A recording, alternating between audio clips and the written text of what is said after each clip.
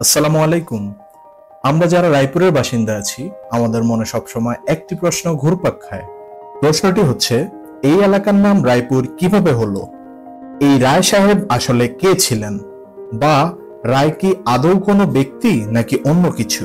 এই রায়পুর নামটি কিভাবে আসলো? আসুন আজকে একটু জানার চেষ্টা করি। লক্ষ্মীপুর জেলার অন্যতম গুরুত্বপূর্ণ একটি উপজেলা রায়পুর। রায়পুর উপজেলা একসময় লক্ষ্মীপুরের ব্যবসার কেন্দ্রবিন্দু ছিল। সময়টি ছিল ব্রিটিশ শাসনামল।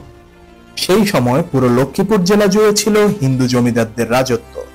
যেমন আমাদের পাশে দালাল বাজারে ছিল জমিদার গৌরকিশোর রায়। আবার শায়েস্তানগর, যে অঞ্চলটিকে আমরা আঞ্চলিক ভাষায় হাস্তানগর নামে চিনি, সেখানে জমিদার ছিল পেয়ারেলাল রায়। এছাড়াও রায় বাহাদুর মোহন রায়, মুন্সী মনোহর চৌধুরী সহ আরো অনেক জমিদার ছিল। তবে আমাদের রায়পুর অঞ্চলে যিনি জমিদার ছিলেন তার নাম ছিল ক্ষেত্রনাথ রায়। এই জমিদারদের নামের সবারই পূর্বাংশ বা শেষাংশ ছিল রায়। ইতিহাসবিদরা মনে করেন রায়পুরের জমিদার ক্ষেত্রনাথ রায় বা শায়েস্তানগরের জমিদার পেয়ারেলাল রায় অথবা রায় বাহাদুর, তাদের কারো নামের সাথে মিল রেখেই রায়পুর নামকরণ করা হয়েছে। বেশিরভাগ ইতিহাসবিদই এই তথ্যই দিয়েছেন। আবার কারো কারো মতে জমিদার নারায়ণচন্দ্র রায়ের পদবী অনুসারে এই অঞ্চলের নাম রায়পুর রাখা হয়।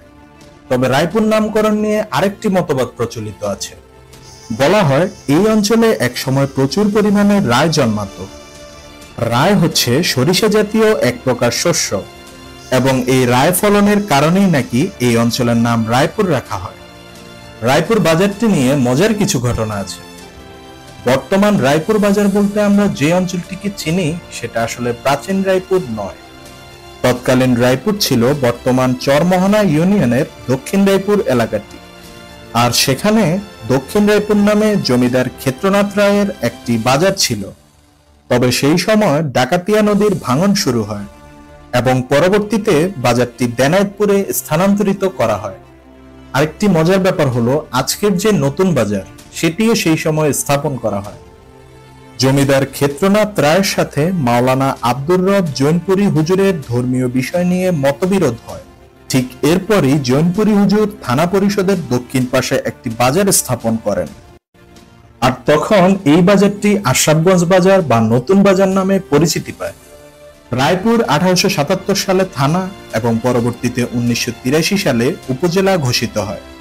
সেই রায় বাহাদুরদের আমল থেকে এখনো পর্যন্ত আমাদের এলাকাটির নাম রায়পুরই আছে। যদিও এখন আর জমিদার রায় বাহাদুরদের কোনো আধিপত্য বা অস্তিত্ব নেই। ঠিক এভাবেই ইতিহাসের পাতায় এই অঞ্চলটির নাম রায়পুর হিসেবে লিখিত হয়। সবাইকে ধন্যবাদ ভিডিওটি দেখার জন্য। ভালো থাকবেন। আল্লাহ হাফেজ।